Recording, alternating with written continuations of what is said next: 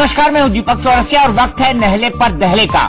Bulletin की शुरुआत एक दुखद खबर से। महाराष्ट्र की राजधानी मुंबई में अब से कुछ देर पहले एक बड़ा हादसा हुआ है। मुंबई के छत्रपति शिवाजी टर्मिनस स्टेशन के पास एक फुट ओवरब्रिज गिरने के कारण 4 लोगों की मौत हो गई है। वहीं इस घटना में करीब 34 लोग घायल हो गए हैं, जिन्हें तत्काल स्थानीय अस्पताल में भर्ती कराया गया है। इन घायलों में 4-5 लोगों की हालत गंभीर बताई जा रही है और इन्हें आईसीयू में रखा गया है। इस हादसे के बाद तत्काल मौके पर पहुंची रेलवे पुलिस और स्थानीय प्रशासन की टीमों ने आम लोगों की मदद से लोगों को मलबे से निकालने का काम शुरू किया है और अभी जो खबर मिल रही है उसके मुताबिक कोई भी व्यक्ति मलबे में दबा नहीं है। चश्मदीदों का कहना है कि लगभग 7:30 बजे के आसपास ये दुखद हादसा हुआ। ये जो पुल है ये प्लेटफॉर्म नंबर 1 को जोड़ता है टाइम्स ऑफ इंडिया बिल्डिंग से और इसका जो मेंटेनेंस का काम था वो बीएमसी करती थी।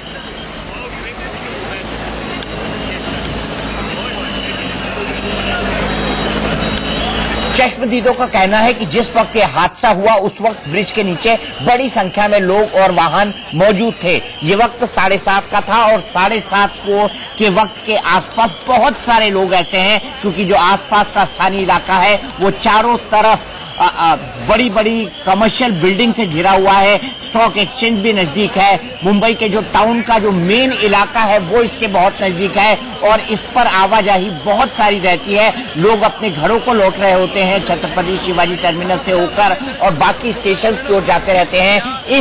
इस ब्रिज का इस्तेमाल औसतन लाखों लोग एक दिन में क्या करते थे और जो 34 लोग घायल हैं उन्हें स्थानीय अस्पताल में पहुंचाया गया है। अब आपको सुनवाते हैं कि मौके पर मौजूद चश्मदीदों ने हादसे के वक्त वहां पर क्या मंजर देखा था। एक एक कर हम आपको सुनवाते हैं और ये जो तस्वीर आप देख रहे हैं ये सीधी तस्वीरें हैं जो इस वक्त इस फुट ओवर ब्रिज के नजदीक से आ रही है। फुट ओवर ब्रिज का लगभग 60% हिस्सा ऊपर से गिर गया है, ऊपर से पूरी तरह टूट गया है। 1 साल पहले इस फुट ओवर ब्रिज की मेंटेनेंस कराई गई थी, इसके रख रखाव का काम हुआ था और जो ऑडिट हुआ था फुट ओवर ब्रिजेस का उसमें इसे कमजोर पाया गया था।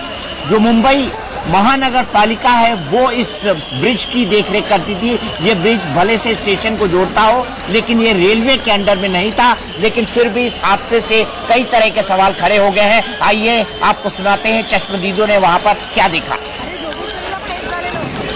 मैं खुद यहाँ पे था, मेरे सामने ये सब पूरा यहाँ पे गिरा। जैसे वो गिरा वैसे बहुत जोर से आवाज आया। नीचे कुछ लेडीज थी, एक लेडीज के हाथ में छोटा बच्चा भी था। एक जो केले बेचने वाले हॉकर्स लोग रहते हैं वो भी थी। एक लेडी जो उसके जो हॉस्पिटल के अंदर काम करती है जीटी हॉस्पिटल, वो भी थी उसके अंदर। और कम से कम 20 से ऊपर लोग नीचे थे, उस दरमियान जा रहे थे। कुछ लोग ऊपर से नीचे गिरे, जो ऊपर से जा रहे थे वो नीचे से ऊपर से नीचे गिरे। जैसे ही वो गिरे तो उनका बहुत हल्ला गुज हुआ और उसके अंदर कम से कम 20 के ऊपर लोग घायल हो गए होंगे। 6000 करोड़ रुपया सरकार के पास है मॉन्यूमेंट बनाने के लिए, मगर सरकार के पास इतना रुपया नहीं है की लोगों हा पुलाचा एक भाग कोसळला, त्यातली जे सिमेंट कॉन्क्रीटचा स्लॅब कोसळल्यामुळे त्यावर जे पादचारी होते ते स्वाभाविकपणे खाली कोसळले। 5 मिनिटात पोलीस यंत्रणा पोहोचली, पुढच्या 7-8 मिनिटांमध्ये फायर ब्रिगेड पोहोचली आणि रेस्क्यू ऑपरेशन लगेच सुरू झालं। मला माननीय मुख्यमंत्र्यांचा सीधे चलते हैं बीएमसी कॉर्पोरेटर राय सेठ जी के पास जो इस वक्त हमारे साथ टेलीफोन लाइन पर जुड़े हुए हैं। सेठ साहब, 1 साल पहले ही बीएमसी ने इस ब्रिज का मेंटेनेंस किया था। आपको क्या जानकारी मिल रही है? क्या स्ट्रक्चर और ऑडिट में इसे कमजोर पाया गया था? राय सेठ जी से हमारा संपर्क एकाएक टूट गया है। हम एक बार फिर से उनसे जुड़ने की कोशिश करेंगे। इस बीच सीधे चलते हैं हमारे सहयोगी मनीष अवस्थी के पास, हमारे चीफ पॉलिटिकल एडिटर। मनीष भाई, आप मुंबई में लंबे समय तक रहे हैं, सबसे पहले ये जानना चाहूंगा कि इस ब्रिज की मुंबई के हिसाब से क्या इंपॉर्टेंस थी? देखिए दीपक भाई, न केवल ये जो ब्रिज है ये मुंबई के हिसाब से, बल्कि ये इसका अगर आप स्वरूप देखें तो रेलवे स्टेशन से जाकर जुड़ता है। तो आप ये समझिए देश भर से आने वाले लोग इस ब्रिज का एक सड़क से दूसरी सड़क की ओर जाने की, आर पार करने के लिए, इधर उधर जाने के लिए इसका इस्तेमाल होता था और इसे रोज लाखों लोग इससे चढ़कर इधर उधर आते जाते थे। लेकिन आप ये देखिए कि ये ब्रिज किस जगह है, बात अकाउंटेबिलिटी की हो रही है, कौन जिम्मेदार है। ये बीएमसी से सटा हुआ ब्रिज है। आप ये समझिए कि बीएमसी बिल्डिंग वहां से 100 से 200 मीटर की दूरी पर होनी चाहिए।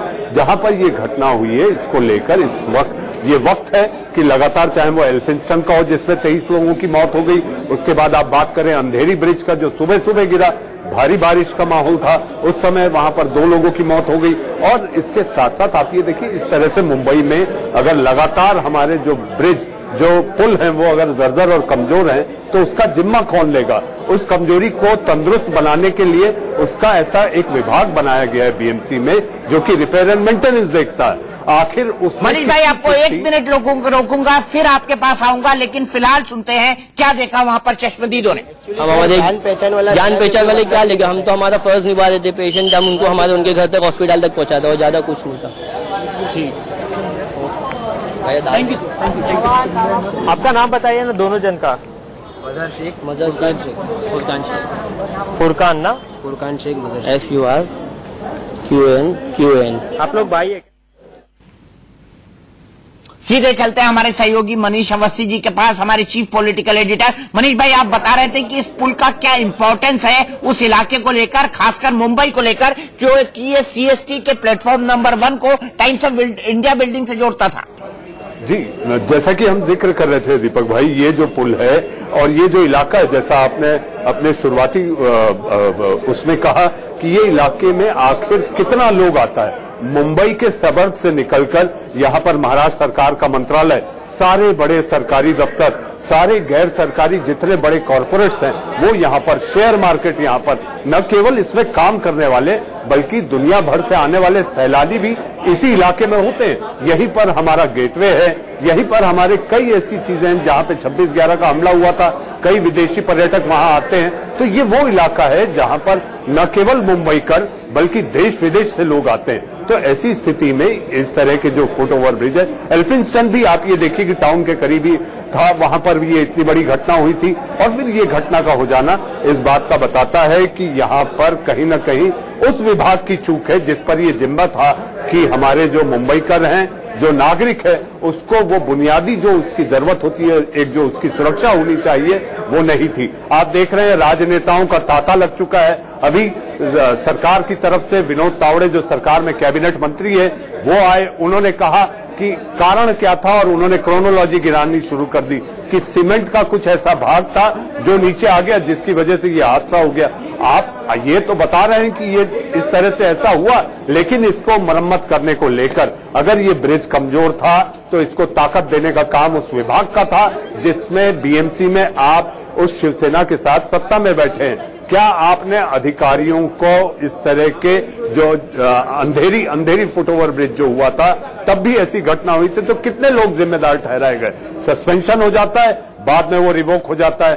थोड़ी राजनीति होती है, बोलचाल होंगे, आंदोलन होंगे, आरोप होंगे, प्रत्यारोप होंगे, फिर ढाक के 3 पात। तो इस समय जरूरी है, जैसा कि इंडिया न्यूज पर एक पार्षद ने आकर इस बात को कहा कि कल वो सुबह जाकर आजाद नगर पुलिस स्टेशन में इस घटना को लेकर FIR दर्ज कराएंगे और जो जिम्मेदार हैं उन पर कार्रवाई की मांग करेंगे। लेकिन ये भी करने से नहीं होगा, जरूरी है कि जितने ब्रिज ऑडिट हुए हैं उन पर मरम्मत ऐसी हो जो ठोस हो, जो कम से कम कुछ लंबे सालों तक चल सके, वरना इसकी वैकल्पिक व्यवस्था करना जरूरी है। क्योंकि दीपक भाई, मुंबई के साथ एक और दिक्कत है, हम दर्शकों को बताना चाहेंगे। चूंकि समुद्री इलाका है तो वहां पर जो स्टील होता है, लोहा होता है, वो कोरोजन पकड़ता है, यानी कि जंग पकड़ता है, तो इससे वो जल्दी कमजोर होते हैं। क्योंकि यहाँ पर काम करने और ऑडिट करने का जो जिम्मा है जिस विभाग पर, वो लापरवाही के तहत सब कुछ ठीक चल रहा है, भगवान भरोसे चीजें चल रही हैं, उसी आधार पर मुझे ऐसा लगता है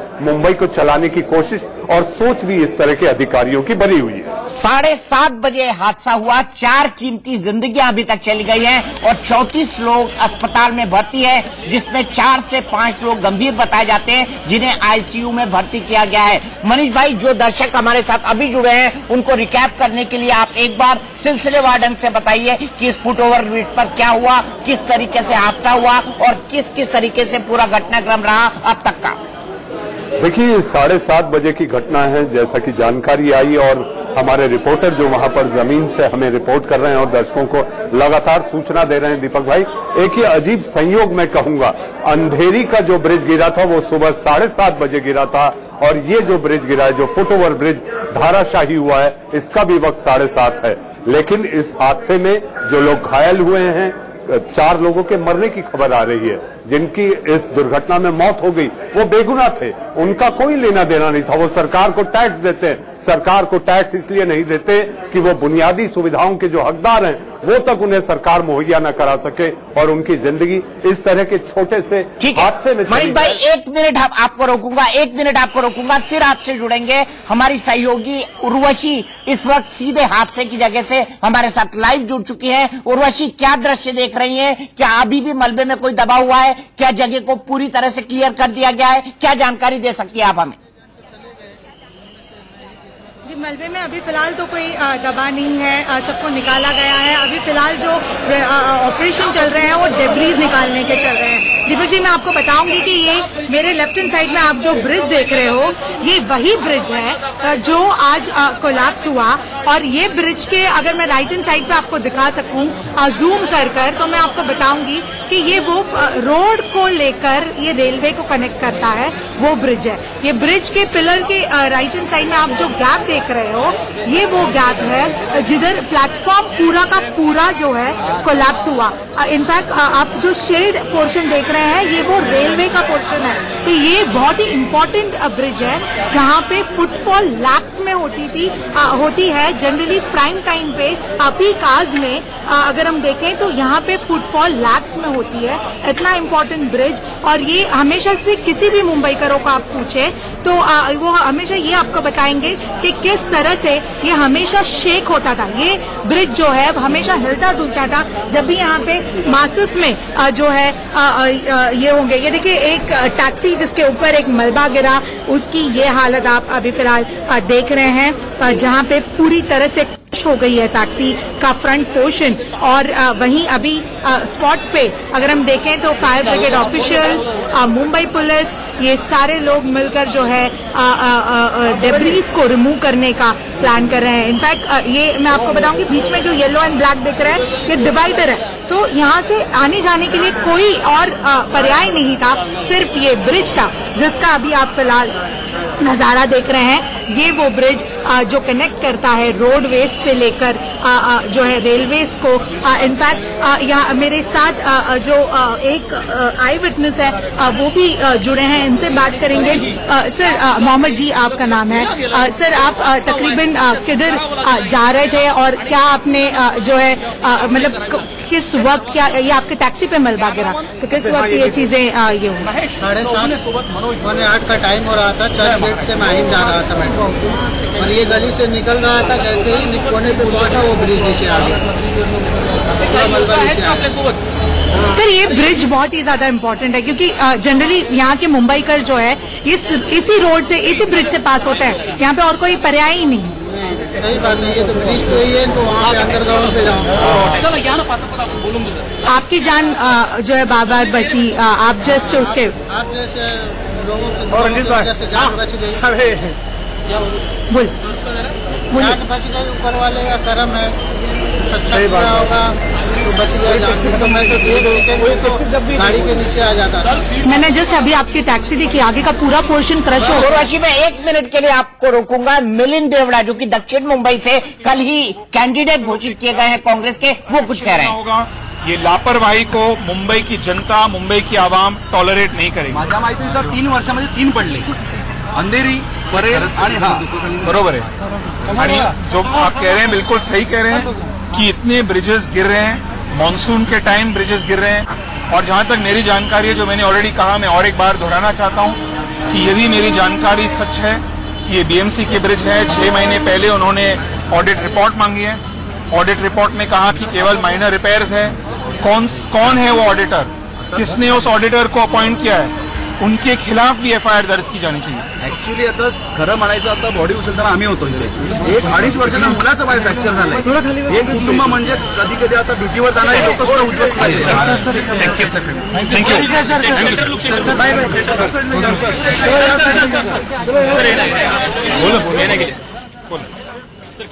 तो मिलिंद देवड़ा पूर्व सांसद और पूर्व केंद्रीय मंत्री मुंबई से आते हैं। वो अपनी बात कह रहे थे कि उस व्यक्ति के खिलाफ एफआईआर दर्ज होनी चाहिए जिसने ऑडिट रिपोर्ट दी थी इस पुल की, और ये कहा था इस पर माइनर रिपेयर है। ये आप पुल का ऊपर का हिस्सा देख रहे हैं। दरअसल पुल से जब आप क्रॉस होकर रेलवे की तरफ जाते हैं तो ये जो सीमेंट कंक्रीट का लेंटर डला होता है ये पूरी तरह से गिर गया है। यहां पर लोहा भी होता है, सीमेंट कंक्रीट भी होता है। लाखों की संख्या में एक दिन में इस ब्रिज से लोग गुजरते थे, और इस ब्रिज के बारे में उर्वशी ने हमें बताया जो बेहद चौंकाने वाली बात है कि जब लोगों से ये ब्रिज खचाखच भरा होता था तो हिलता था, और अगर ये ब्रिज हिलता था तो इस पर बीएमसी जो कि चंद कदम की दूरी पर है, जिसका दफ्तर वहां से, उसने ध्यान क्यों नहीं दिया? क्योंकि ये जो ब्रिज है ये मुंबई महानगर पालिका के अंडर में आता था, ये रेलवे के अंडर में नहीं था। हालांकि ये रेलवे स्टेशन के प्लेटफॉर्म नंबर 1 को बाहर शहर से जोड़ता था, उस जगह से जोड़ता था जिसके नजदीक गेटवे ऑफ इंडिया है, शेयर बाजार है, ताज होटल है, मुंबई पुलिस का मुख्यालय है, और भी कई सारी महत्वपूर्ण बिल्डिंग। और मैं जो सबसे महत्वपूर्ण बिल्डिंग है वो बोलना भूल गया, वो मंत्रालय, जहां पर बैठकर मुख्यमंत्री से लेकर तमाम कैबिनेट मंत्री काम करते हैं, उनके जो आवास है वो भी इस ब्रिज के बेहद नजदीक है। तो आप सोच सकते हैं कितनी बड़ी लापरवाही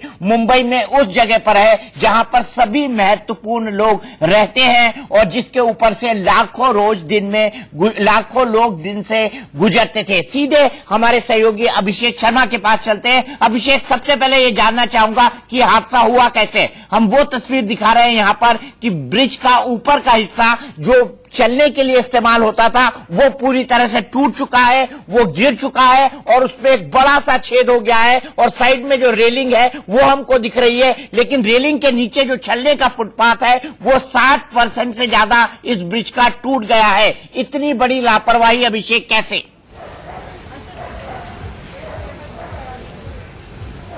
बिल्कुल सही कहा आपने। देखिए, जो ये तो कह सकते हैं गनीमत रही कि जो बिल्डिंग, जो माफ कीजिएगा, जो ब्रिज का जो हिस्सा है वो ब्रिज पूरा नहीं बड़ा गिर पड़ा, सिर्फ उसके मलबा गिरा है, और मलबा गिरने की वजह से आप समझ सकते हैं 36 लोग इतने घायल होते हैं, 4 लोगों की मौत हो जाती है। अगर साथ वो पूरा ब्रिज गिर पड़ा तो हालत क्या होती है आप समझ सकते हैं। जाहिर सी बात है, देखिए बड़ी लापरवाही हुई है। जैसा कि बिल्कुल हमारे सहयोगी रोसे ने बताया कि ब्रिज हिलता था। एक ब्रिज की बात नहीं बता दूं आपको, मुंबई के तमाम ऐसे ब्रिज है जहां पे हमने कई बार ऐसे रियलिटी चेकअप भी किए हैं। हमने सरकार के बकायदा बताया भी था कि कई ऐसे ब्रिज हैं जो आज भी हिलते हैं, लोग उस पर चलने से डरते हैं। मुंबई की अगर बात करें, मुंबई के बांद्रा इलाके का ब्रिज ऐसा है, माहिम का ब्रिज ऐसा है, मरीन लाइन्स का ब्रिज ऐसा है, ऐसे कई सारे ब्रिज हैं जो वास्तव में सही में आज भी हिलते हैं, लोग डरते हैं, लेकिन लोगों के पास कोई रास्ता नहीं है, ऑप्शन नहीं है, इसलिए लोग मजबूरी में ऐसे ब्रिज से चढ़ते हैं और जाते हैं। लोग अपने आवागमन को तय करते हैं ताकि कम से कम चंद समय में वो पहुंच सके, क्योंकि यह एक ही ब्रिज है जो डीएन रोड के आसपास जो जोड़ता है, यानी बीएमसी मुख्यालय और पुलिस मुख्यालय, तमाम जगहों पर किसी को जाना होता है शिशिर से उतर के, तो इसी ब्रिज का लोग सहारा लिया करते हैं और इसी ब्रिज से लोग आया जाया करते हैं। और इस ब्रिज के बारे में लगातार शिकायतें बहुत बार हुई थी, लगातार इसकी मरम्मत करने की बात हुई थी, लेकिन जाहिर सी बात है मरम्मत लगता है सिर्फ कागजों में हुआ था। अगर मरम्मत सही में हुआ होता तो यह ब्रिज आज सही सलामत रहता। और ब्रिज के बारे में बता दूं आपको, देखिए ये ब्रिज 1-2 साल पुराना नहीं है, 100 साल पुराना ब्रिज है, और 100 साल पुराने ब्रिज की अगर जाहिर सी बात है ठीक से मरम्मत नहीं की जाएगी तो हालत यही होने वाले हैं। मुंबई में ऐसे 1-2 नहीं, ऐसे सैकड़ों ब्रिज हैं जिसके बारे में कुछ दिनों पहले आपने सुना होगा, पीयूष गोयल जो रेल मंत्री, उन्होंने साफ कहा था कि हमने ज्वाइंट कमेटी बनाई हुई है जिसमें रेलवे की विभाग के लोग रहेंगे, मंत्रालय के लोग रहेंगे, बीएमसी के लोग रहेंगे, एमएमआरडीए के लोग रहेंगे, यानी तमाम लोगों की कमेटी बनाई है। कमेटी के लोग इस पर मामले पे जांच करेंगे कौन कौन से ब्रिज खराब है, चाहे वो भले बीएमसी के हों चाहे रेलवे के हों, उन सभी को दुरुस्त किया जाएगा, कहीं पर भी कोई कोताही नहीं बरती जाएगी। लेकिन साफ देख रहे हैं कि जिस तरीके से ST पे आज ब्रिज गिरा है और 36 लोग इसमें घायल हुए हैं, 4 लोगों की मौत हुई है अब तक, और इसमें इसका आंकड़ा और बढ़ सकता है मरने वालों का। ये जाहिर सी बात है, इसका जिम्मेदार कौन है? लगातार कमेटी बनाई जाती है, लगातार इसके ऊपर पैसे खर्च किए जाते हैं, कई महीनों बाद रिपोर्ट आता है, लेकिन सच ये है कि इस रिपोर्ट का कुछ नहीं होता है। हालांकि रिपोर्ट पहले आ भी चुकी थी। अब मुंबई के तमाम ऐसे ब्रिज जो है, जो रेलवे को जोड़ते हैं, रेलवे प्लेटफॉर्म को जोड़ते हैं, तमाम वास्तव में खस्ता हालत में है। और रेलवे मिनिस्टर का इसीलिए जो पीयूष गोयल ने लगातार एक बयान दिया था, उस पूरे मामले पर कमेटी बनाई गई थी। इतना ही नहीं, उन्होंने साफ कहा था कि IIT को इस पर मामले पर हम लेंगे और IIT के जितने भी जो एक्सपर्ट हैं उनकी निगरानी में हम जांच पड़ताल कराएंगे और रिपोर्ट देंगे कि आखिरकार कौन से ब्रिज बंद करने चाहिए, कौन सही करने चाहिए। इसी बात को लेकर एल्फिस्टन का एक ब्रिज था, आपको बता दूं, वह कई महीनों से बंद कर दिया गया है। उसको तोड़ने का काम लगातार चल रहा है, लेकिन आज भी उसकी हालत बद से बदतर है। जब पिछले साल देखा होगा आपने, अंधेरी में जब ब्रिज गिरा था, जब उसमें कई लोगों की मौत हुई, ट्रेन जब आ रही थी, कई घंटों तक ट्रेन सेवा बाधित हुई थी, उस दौरान भी यह हादसा देखने को मिला था। उसके पहले हमने देखा था एल्फिस्टन में जब ब्रिज गिरा था, करीबन 22 से 25 लोगों की मौत हुई थी और कई लोग उसमें घायल हुए थे भगदड़ में। तो जाहिर सी बात है, देखिए रेलवे की जो लाइन जोड़ती है तमाम जो रेलवे प्लेटफॉर्म्स के जो रेलवे जो फुट ओवर ब्रिज है या फिर जो उनसे जुड़े हुए ब्रिज हैं, उनको वास्तव में सही तरीके से उसको मरम्मत करने की जरूरत है या फिर तोड़कर नया तरीके से बनाने की जरूरत है। जो सरकार शायद इसमें सही तरीके से अपना रोल अदा नहीं कर रही है, चाहे वो BMC हो, चाहे राज्य सरकार हो, चाहे वो इसमें देखिए, अब जाहिर सी बात है इस मामले पर अब एक दूसरे आरोप प्रत्यारोप चल रहा है कि वो BMC का था, इसलिए हमने ध्यान नहीं दिया। लेकिन सवाल इसीलिए मैं दोहरा रहा हूं कि इसके पहले रेलवे मिनिस्टर खुद पीयूष गोयल ने साफ साफ कहा था कि हमने ज्वाइंट कमेटी बनाई है। आखिरकार उस ज्वाइंट कमेटी ने अपना काम क्यों नहीं किया? मनीष भाई, एक क्विक जवाब। पीयूष गोयल ने जब कहा था एल्फिस्टन ब्रिज हादसे के बाद कि इन सब का रिव्यू होगा ब्रिजेस का, ऐसे कितने ब्रिज हैं जो सालों पुराने हैं मुंबई में, जो ब्रिटिश टाइम से चले आ रहे हैं, और क्या उनके जीर्णोद्धार का या उनके रिनोवेशन का किसी तरह का कोई प्लान अभी तक नहीं बन पाया है पीयूष गोयल के कहने के बाद भी? देखिए दीपक भाई, बात अब जीर्णोद्धार की नहीं, बात यह है कि ऐसे जिन ब्रिजेस का आपने उल्लेख किया कि भाई अंग्रेजों के जमाने से बने हुए हैं और आज भी वो इस्तेमाल हो रहे हैं, वो चिन्हित किए जा चुके हैं। लेकिन जीर्णोद्धार से ऊपर उठकर जरूरत इस समय ये है कि वैकल्पिक दूसरे नए ब्रिज बनाए जाएं, उसकी मरम्मत भी कर देंगे तो वही घूम फिर कर साल 2 साल 3 साल के लिए होगी।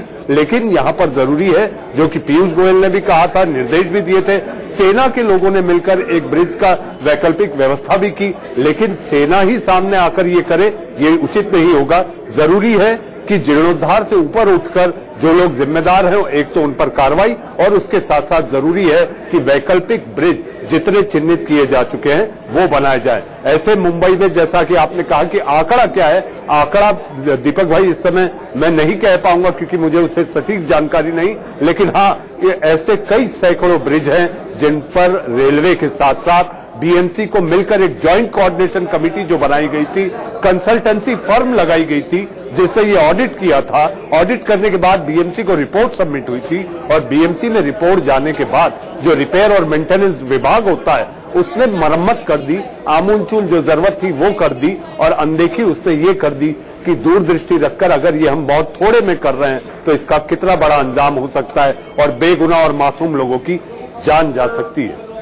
बिल्कुल सही बात मनीष भाई, और बड़ी दुखद बात है कि 4 कीमती जिंदगियां चली गई हैं, 34 लोग घायल हैं, जिसमें 4 से 5 लोग गंभीर रूप से घायल बताए जा रहे हैं। भारत दुनिया की 6ठे नंबर की अर्थव्यवस्था है।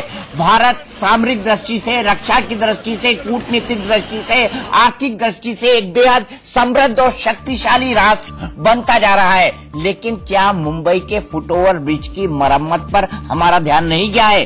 कई बार हमको ये देखना होता है कि अपने बैक टू बेसिक्स पे आना होता है, और क्या हम इसको नजरअंदाज कर रहे हैं? ये सबसे बड़ा सवाल है जो हमारे हुक्मरानों को सोचना चाहिए। आगे हम बात करेंगे नहले पे दहला में आज दिन भर हुई राजनीतिक खबरों की। फिलहाल एक ब्रेक।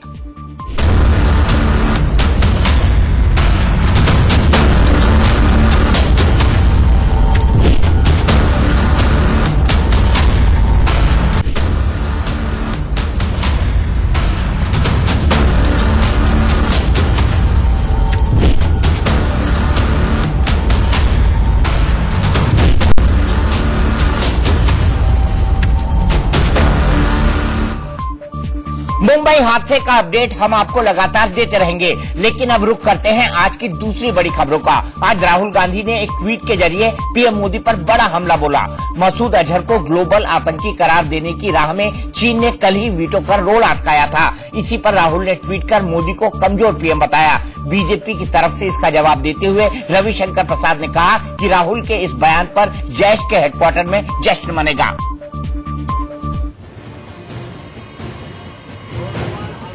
राहुल की ये नई अदा है कि वो आजकल सुबह सुबह कोई प्रेस कॉन्फ्रेंस करते हैं या फिर कोई ऐसा ट्वीट जिससे दिन का सियासी एजेंडा सेट हो जाए। गुरुवार को भी ऐसा ही हुआ। राहुल ने सुबह सवेरे एक ट्वीट के जरिए मोदी को कमजोर पीएम बता डाला। राहुल ने लिखा, कमजोर प्रधानमंत्री मोदी शी जिनपिंग से डरते हैं। जब चीन भारत के खिलाफ कोई कदम उठाता है तो उनके मुंह से एक शब्द भी नहीं निकलता। मोदी की चीन डिप्लोमेसी। गुजरात में जिनपिंग के साथ झूला झूले, दिल्ली में शी जिनपिंग को गले लगाया, चीन में शी जिनपिंग के सामने झुक गए। राहुल ने इस बार बीजेपी पर वो वार किया कि बीजेपी तिलमिला उठी। सर्जिकल स्ट्राइक और एयर स्ट्राइक के बाद पीएम को अब तक का सबसे मजबूत पीएम बता रही बीजेपी ने राहुल के इस हमले का जवाब देने में देर नहीं लगाई। भारत के विदेश विभाग के वरीय पदाधिकारी जिन्होंने फाइल देखी है वो शपथ पर कहते हैं कि नेहरू जी ने सिक्योरिटी काउंसिल की सीट चाइना को ऑफर की थी, क्योंकि ताइवान उसके लिए उपयुक्त नहीं था। मसूद अजहर को मसूद अजहर जी कहने वाले राहुल गांधी जी, आप कम से कम व्यक्ति से बड़ा दल और दल से बड़ा देश होता है। ये देश का सवाल है। हमने मसूद अजहर के मुद्दे पर पूरी दुनिया को इकट्ठा किया। रविशंकर प्रसाद ने भले ही पीएम मोदी के बचाव में राहुल पर पलटवार किया, लेकिन तब तक इस मुद्दे पर सियासत शुरू हो चुकी थी। एआईएमआईएम के चीफ असदुद्दीन ओवैसी ने भी फौरन मसूद पर चीन के वीटो को सरकार की विदेश नीति की असफलता से जोड़ दिया। चीन जब एक टेररिस्ट को ब्लैकलिस्ट करने से रोक रहा है तो आपकी सरकार चीन को 630 करोड़ का ऑर्डर प्लेस करती है ताकि आर्मी को बुलेट प्रूफ वेस्ट मिल सके। वहां से क्यों खरीद रहे हम वहां से?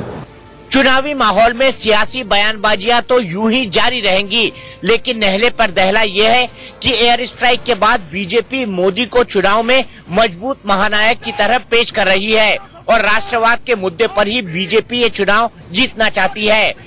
सच ये भी है कि चीन के खिलाफ खुलकर बोलने से चीन भी पलटवार करेगा और ये बीजेपी नहीं चाहती। इसीलिए बीजेपी ने राहुल के बयान को जैश-ए मोहम्मद की तरफ मोड़ दिया कि राहुल के इस बयान से आतंकी खुश होंगे। मसूद अजहर पर चीन के वीटो के बाद अब सरकार हरकत में आ गई है। विदेश मंत्री सुषमा स्वराज ने इमरान खान को दो टूक कहा है कि अगर वो शांति चाहते हैं तो मसूद को जल्द से जल्द भारत को सौंपे।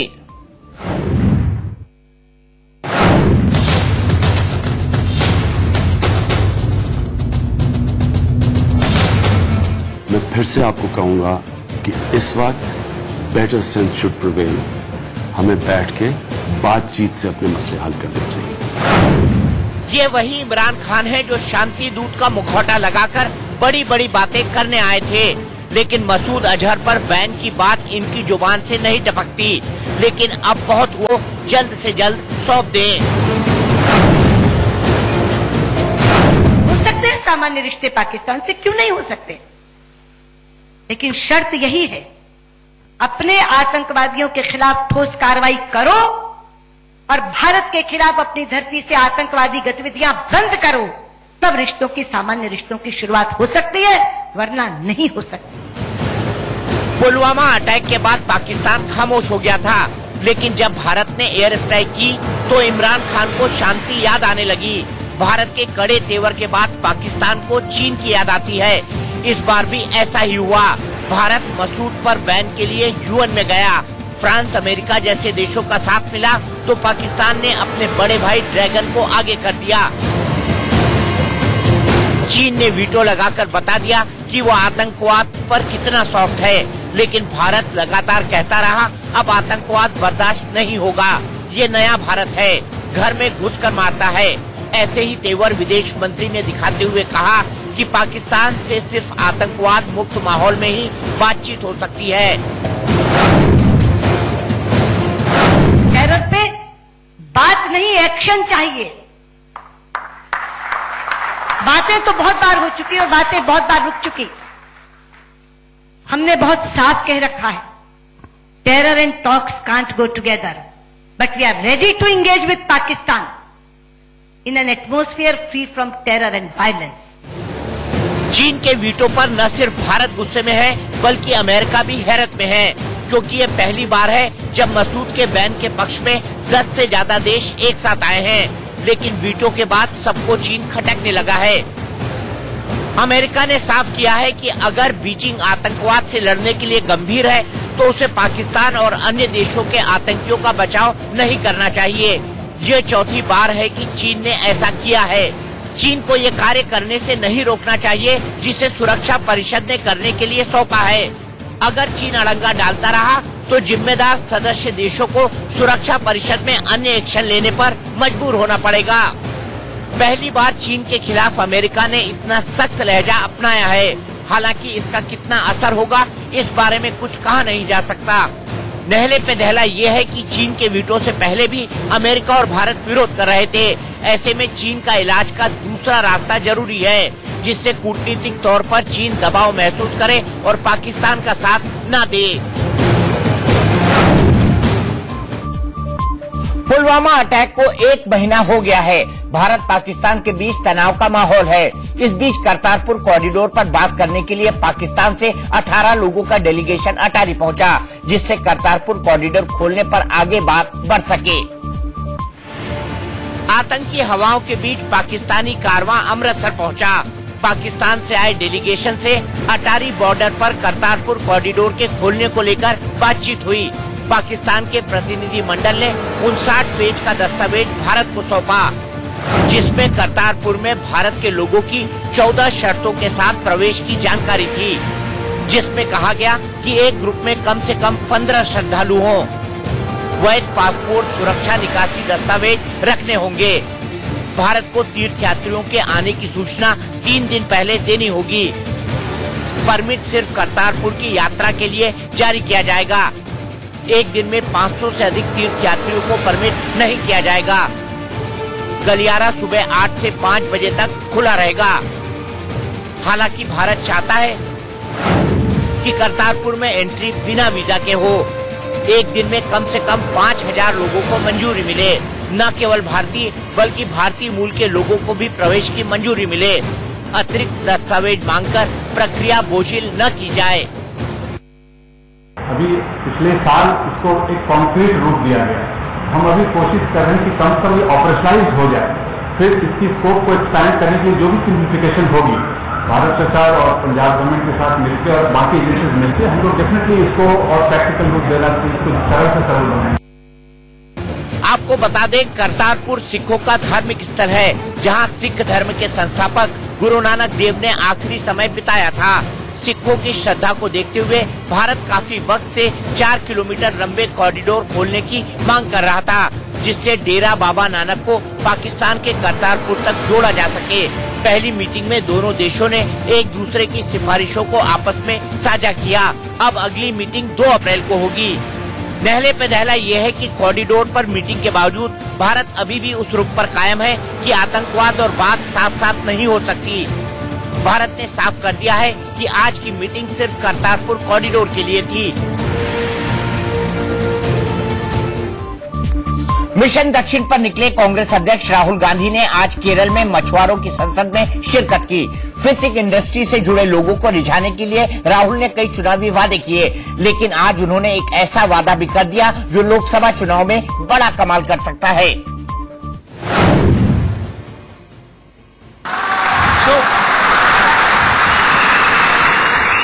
केरल के त्रिप्यार में मछुआरों से मुखातिब हुए राहुल गांधी से जब मछुआरों ने पूछा कि अगर आपकी सरकार आई तो आप हमारे लिए क्या करेंगे, तो उन्होंने बड़ा वादा कर दिया। I want to give you your own amplifier, so that when you feel something, immediately your voice is heard in Delhi. And in my view, there is only one amplifier that will solve this problem. And that is your own ministry in Delhi. Rahul ने लोकसभा चुनाव में युवाओं और बेरोजगारों को लुभाने के लिए एक ऐसा वादा कर दिया जो चुनाव पर बड़ा असर डाल सकता है। राहुल ने कहा है कि हम ऐसी व्यवस्था करेंगे कि हर आदमी को एक निश्चित आमदनी होती रहे। Big idea that we have, which we are going to do in our manifesto. And that is the idea of guaranteeing a guaranteed minimum income to all Indian citizens. Rahul Gandhi ने मछुआरों से बातचीत में पीएम मोदी पर भी निशाना साधा। राहुल ने कहा कि मैं पीएम मोदी की तरह झूठे वादे नहीं करता। जो कमजोर लोग हैं, चाहे वो किसान हो, मछुआरे हो, बेरोजगार युवा हो, उनका प्रधानमंत्री से कोई लेना देना नहीं। मगर जो हिंदुस्तान के सबसे भ्रष्ट लोग हैं, अनिल अंबानी जैसे, नीरव मोदी जैसे, मेहुल चोकसी जैसे, प्रधानमंत्री उनका काम 1 सेकंड में करते हैं। राहुल गांधी कासरगोड में कांग्रेस कार्यकर्ता रूपेश के घर भी गए और उनके घर वालों से बात की। रूपेश की राजनीतिक रंजिश में हत्या कर दी गई थी। न्यायालय पर दहला यह है कि मिनिमम इनकम गारंटी का वादा कर राहुल गांधी ने बेरोजगारों को लुभाने की बड़ी कोशिश की है। अगर राहुल का ये दाव काम कर गया तो इससे कांग्रेस को चुनावी फायदा हो सकता है। राजनीति में वंशवाद का बोलबाला है। कभी नेताजी का बेटा बनता है तो कभी उनकी बेटी। लेकिन जब पूर्व प्रधानमंत्री HD देवेगौड़ा पर वंशवाद का आरोप लगा तो वो मंच पर ही रोने लगे। उनके साथ ही उनके बेटे और पोते भी खुद को नहीं रोक पाए।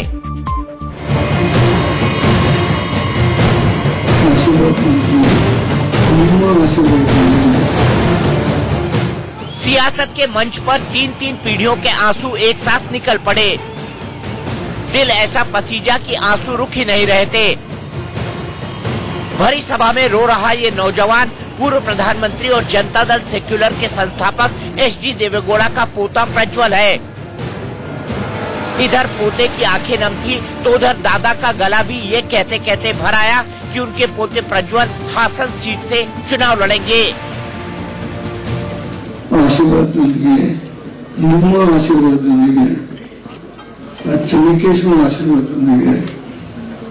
प्रज्वल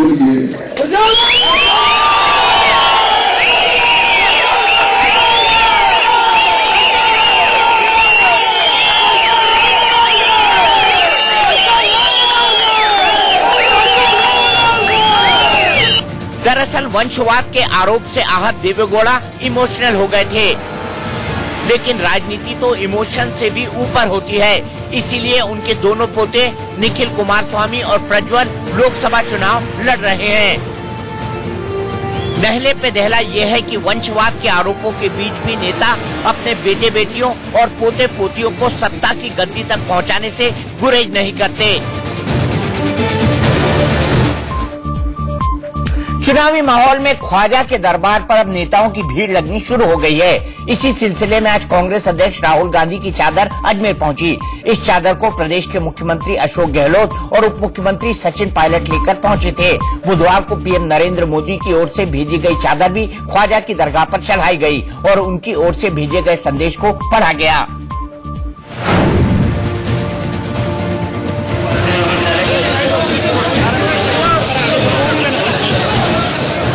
सियासत और जियारत का मेल अक्सर चुनावी मौसम में दिखे तो हैरानी कैसी। आखिर चुनाव में जीत सबको चाहिए और जीत के लिए तमाम सियासी दिग्गज चादर चढ़ाने से लेकर सजदा करने तक के लिए तैयार हैं।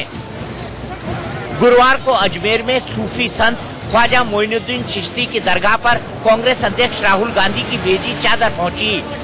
राहुल की ओर से भेजी गई चादर को राजस्थान के सीएम अशोक गहलोत और डिप्टी सीएम सचिन पायलट ने ख्वाजा को भेंट किया।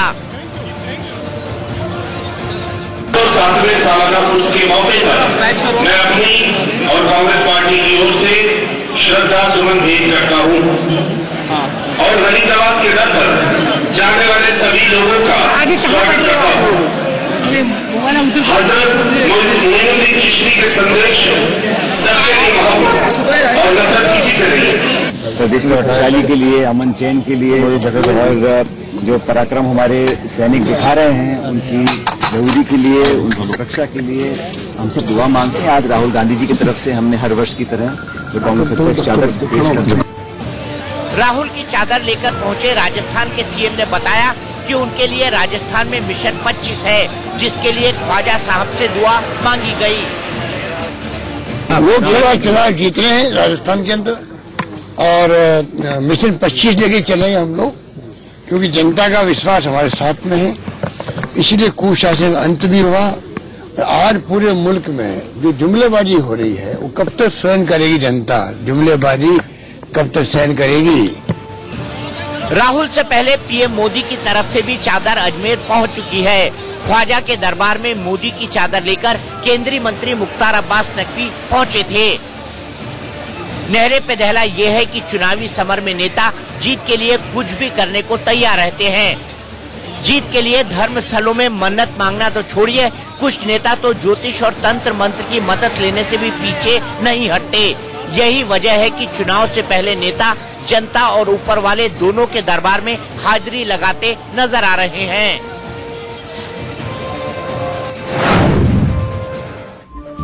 लोकसभा चुनाव की सरगर्मियों के बीच इधर उधर जाने का खेल भी जोरों पर है। लोकसभा चुनाव से ठीक पहले कांग्रेस को बड़ा झटका लगा है। पार्टी के नेता टॉम वडक्कन आज बीजेपी में शामिल हो गए। नए राष्ट्रवादी हुए वडक्कन ने कांग्रेस पर जोरदार हमला भी बोला। उधर ममता की पार्टी टीएमसी के एक विधायक ने भी बीजेपी का दामन थाम लिया।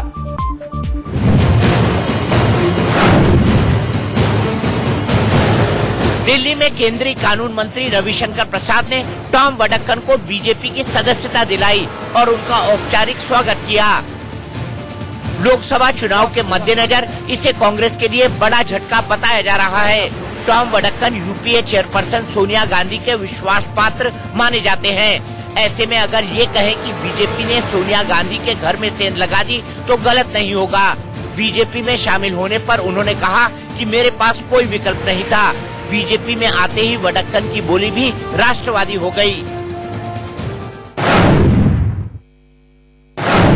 The attack by the Pakistani terrorist on our land and the reaction from my party was sad indeed. It hurt me deeply when you question the integrity of the armed forces. Tom Vadakkan ने कांग्रेस की वंशवादी राजनीति पर भी निशाना साधा। Dynastic politics एक zenith पर पहुंचा, जो ब्लाइंडिंग हो चुका है वर्कर्स के लिए। हम किसका सुने, कौन पावर सेंटर्स हैं, कुछ पता नहीं है। यूज एंड थ्रो फिनोमिनन शुरू हो चुका है और ये मेरे ख्याल से सेल्फ रेस्पेक्टिंग वर्कर्स के लिए एक्सेप्टेबल नहीं है। It's just not acceptable. Vadakkan के अलावा टीएमसी के विधायक अर्जन सिंह भी बीजेपी में शामिल हो गए। चुनाव से पहले बीजेपी ममता सरकार को भी झटका देने में लगी हुई है। नहले पे दहला ये है कि बंगाल से लेकर केरल तक बीजेपी में शामिल होने वालों की संख्या बढ़ रही है, जो विरोधियों के लिए अच्छी खबर नहीं है। से ले रही है। एसपी बीएसपी गठबंधन से आउट हो चुकी कांग्रेस किसी भी कीमत पर यूपी में ज्यादा से ज्यादा सीटें जीतना चाहती है, लेकिन जानकार मान रहे हैं कि कांग्रेस का यूपी में ज्यादा दान देना उसके लिए नुकसानदायक ही साबित होगा।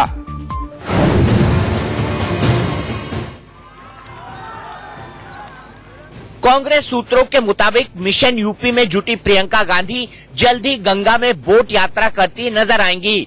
वो प्रयागराज से बोट के जरिए पीएम मोदी के संसदीय क्षेत्र वाराणसी पहुंचेंगी और पीएम मोदी को उनके घर में ही घेरने की कोशिश करेंगी।